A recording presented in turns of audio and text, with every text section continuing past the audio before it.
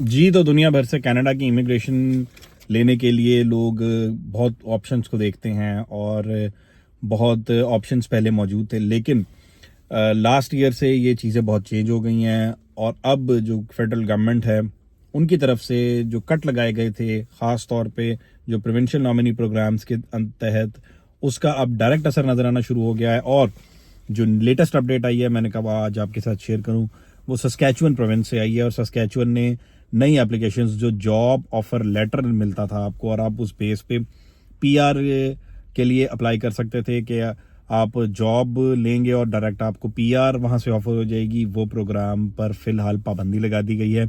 और सस्कैचुअन की provincial government ने ये अनाउंस किया है कि हम नई एप्लीकेशंस फिलहाल रिसीव नहीं करेंगे। इसकी जो सबसे बड़ी रीज़न है वो फेडरल कट है। पहले सस्कैचुअन के पास भी दीगर प्रोविंसेस की तरह काफ़ी ज़्यादा नंबर ऑफ स्लॉट्स मौजूद थी और वो एप्लीकेंट्स को एंटरटेन भी कर रहे थे, लेकिन जो लेटेस्ट उनको स्लॉट दी गई है उसकी जो नंबर ऑफ एप्लीकेंट्स की तादाद है वो सिर्फ 3625 स्लॉट्स हैं जो सस्कैचुअन के पास मौजूद हैं। और जो जॉब ऑफर बेस्ड लोगों को एंटरटेन कर सकते थे वो ये बहुत कम नंबर होने की वजह से अब वो मजीद एप्लीकेशन नहीं लेंगे। और ये 2009 के बाद सबसे लोएस्ट जो सस्कैचुअन को ये नंबर मिला है वो है, जिसकी वजह से नई एप्लीकेशंस अब नहीं एंटरटेन होगी। और ये वाजे किया है कि फरवरी 18 के बाद से नई एप्लीकेशंस को रिसीव करने पर फिलहाल पाबंदी लगा दी गई है, नई एप्लीकेशंस रिसीव नहीं की जाएंगी।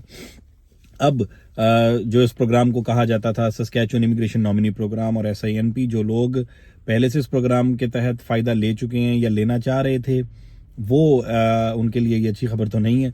लेकिन अब जॉब अप्रूवल अगर आपके पास लेटर मौजूद है तो इट डजेंट मैटर, सस्कैचुअन में आप नई एप्लीकेशन जमा नहीं करा सकेंगे। जो फेडरल गवर्नमेंट की तरफ से इसकी डायरेक्टली वजूहात बताई जा रही हैं वो 2 पॉइंट्स है। एक सस्टेनेबल इकोनॉमिक ग्रोथ है, जो कनाडा में काफ़ी ज़्यादा इन्फ्लेशन चल रही है और जॉबलेसनेस चल रही है, इसको डील करने के लिए फेडरल गवर्नमेंट की तरफ से कट लगाए गए थे और अब प्रोविंसेस पर भी इसका जो असर आ रहा है वो लोगों के लिए जो इमिग्रेशन में आना चाह रहे थे, जो पीआर लेना चाह रहे थे, उनके लिए ठीक नहीं होगा और वो अब काफ़ी ज़्यादा मायूस भी नज़र आ रहे हैं। दूसरा सबसे बड़ा जो रीज़न है वो है housing and infrastructure development pressure. Canada की हाउसिंग मार्केट इस टाइम बहुत ज़्यादा प्रॉब्लम्स में चल रही है। जो ऑलरेडी घर मौजूद हैं उनकी प्राइस बढ़ गई, जो रेंट्स हैं वो बहुत ज़्यादा हाई थे, जिसकी वजह से ये कहा जा रहा है, जो सेंट्रल गवर्नमेंट है उनकी तरफ से क्लेम लिया जा रहा है कि ओवर इमिग्रेशन हो गई है और मैस इमिग्रेशन की वजह से जो यहाँ के पहले से लोकल लोग मौजूद हैं, जो कैनेडियन सिटीजन्स हैं या पीआर होल्डर्स हैं, उनके लिए भी प्रॉब्लम्स हैं। और इस प्रॉब्लम को एड्रेस करने के लिए ही हम ये नई चीज़ की डेवलपमेंट कर रहे हैं। और जो प्रोविंशियल प्रोग्राम में भी जो नंबर ऑफ स्लॉट्स और एप्लीकेंट्स कम की गई थी, एप्लीकेशंस की जो स्लॉट्स थी, ये भी यही रीज़न है कि अब लोकल कैनेडियंस को सपोर्ट किया जाए और उनको ये मौका फराहम किया जाए कि वो अपनी जॉब्स हासिल कर सकें और ख़ास तौर पे जो हाउसिंग मार्केट है उसके प्राइस भी नीचे आ सके। अब आपको बताता हूँ कि कौन कौन से सेक्टर हैं जो इससे डायरेक्टली मुतासिर हुए हैं और अब वो दोबारा, मतलब फ़िलहाल जो उनका अगर आपके पास जॉब ऑफर लेटर मौजूद भी है तो आप अप्लाई नहीं कर सकते। उसमें सबसे पहले एम्प्लॉयमेंट ऑफर अगर आगे पास मौजूद थी उन लोगों के लिए जो स्किल्ड वर्कर्स हैं और सस्कैचुअन का जॉब ऑफर मौजूद था, अब नहीं अप्लाई कर सकते। इसके अलावा टेक टैलेंट पाथ पे था, जो टेक से रिलेटेड लोग हैं, जो IT से रिलेटेड लोग हैं, वो भी अगर जॉब ऑफर लेटर होता था सस्कैचुअन में वो डायरेक्ट पीआर के लिए अप्लाई करते थे और लोगों ने उससे फ़ायदा भी लिया, अपनी पीआर भी हासिल की, जॉब भी हासिल की, पीआर भी हासिल की। लेकिन अब ये भी एक्सक्लूड कर दिया गया है, अगर आपके पास जॉब ऑफर लेटर मौजूद है आप नहीं कर सकेंगे। इसके अलावा हेल्थ टैलेंट पाथवे है, हेल्थ केयर प्रोफेशन से रिलेटेड लोग, हालांकि कनाडा में ये बहुत ज़्यादा ऑलरेडी अंडर प्रेशर सेक्टर चल रहा है और हेल्थ सेक्टर के अंदर बहुत ज़्यादा कम तादाद है डॉक्टर्स की और हेल्थ प्रोफेशनल्स की, लेकिन इसके ऊपर भी पाबंदी लगा दी गई है, आप अप्लाई नहीं कर सकेंगे। एग्रीकल्चर टैलेंट पाथवे, इसके अलावा जो लोग ज़राअत के शोबे से वाबस्ता थे, जिनको जॉब ऑफर होती थी एग्रीकल्चर के प्रोग्राम के तहत एग्रीकल्चर फील्ड में, वो भी अब नहीं आ सकेंगे। फिर skilled worker with existing work permit in Saskatchewan है, वो भी आप अप्लाई नहीं कर सकते। इसके अलावा स्टूडेंट्स हैं, जो ग्रेजुएट्स हैं, जिनके पास लोकल एक्सपीरियंस है सस्कैचुअन के प्रोविंस का, वो लोग भी अब अप्लाई नहीं कर सकते। इसके अलावा सम अदर कैटेगरीज हैं, लेकिन ब्रॉडली स्पीकिंग ये सारे जो सेक्टर्स हैं मेनली जो जिनके तहत लोग आ रहे थे उनके ऊपर ये पाबंदी लगा दी गई है कि अब आप नई एप्लीकेशन को सबमिट नहीं कर सकते। लेकिन ये भी वाजे किया गया है कि जिन लोगों की एप्लीकेशंस February 18th 2025 से पहले जमा हो गई थी उनको एंटरटेन ऑन मेरिट किया जाएगा और उनके जो एप्लीकेशंस हैं उनके ऊपर प्रॉपर डिसीजंस भी दिए जाएंगे और जो पीआर के लिए एलिजिबल लोग होंगे उनको पीआर भी दी जाएगी। लेकिन ये वो लोग हैं जो February 18 से पहले के एप्लीकेंट्स हैं, उसके बाद के एप्लीकेंट्स को एंटरटेन नहीं किया जाएगा।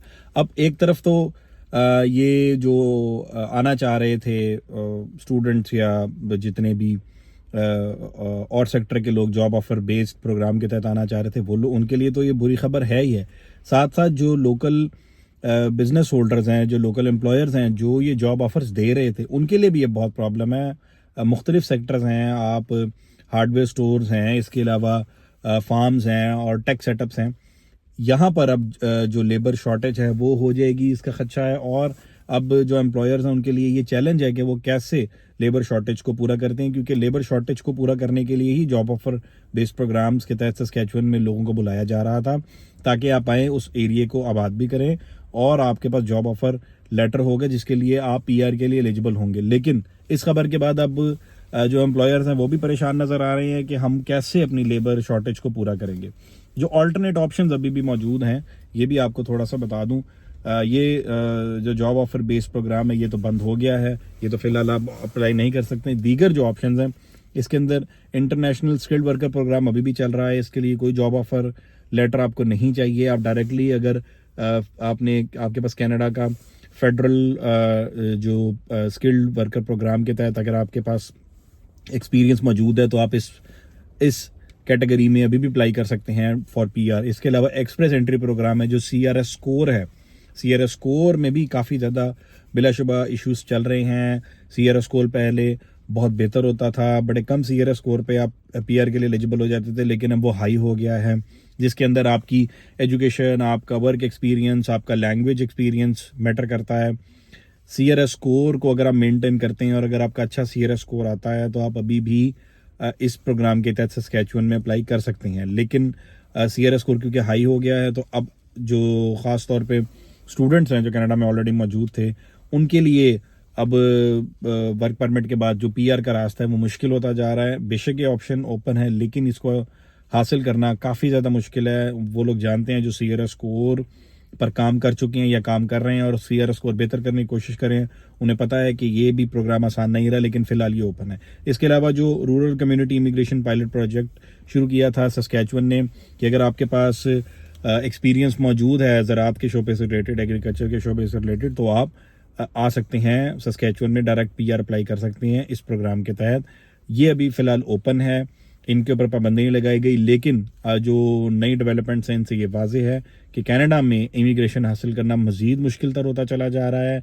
ऑलरेडी जो लोग पीआर ले चुके हैं वो तो अपने आप को लकी कंसिडर कर रहे हैं, लेकिन students, work permit holders, temporary resident visa holders, उनके लिए अब बहुत ज़्यादा मुश्किलात है। और ख़ास तौर पर जो इंटरनेशनली लोग दूसरे ममालिक से डायरेक्ट पीआर लेके आना चाह रहे थे उनके लिए भी ये प्रॉब्लम्स बढ़ती चली जा रही हैं। आई होप आपको इन्फॉर्मेशन अच्छी लगी होगी, इसको ज़रूर शेयर कीजिएगा ताकि लोगों तक मैक्सिमम इन्फॉर्मेशन पहुँचे और वो अपना जो इमिग्रेशन का प्लान है उसको रिव्यू कर सकें या उसमें बेहतरी कैसे लाई जाए इसके ऊपर टाइमली काम कर सकें। बहुत शुक्रिया।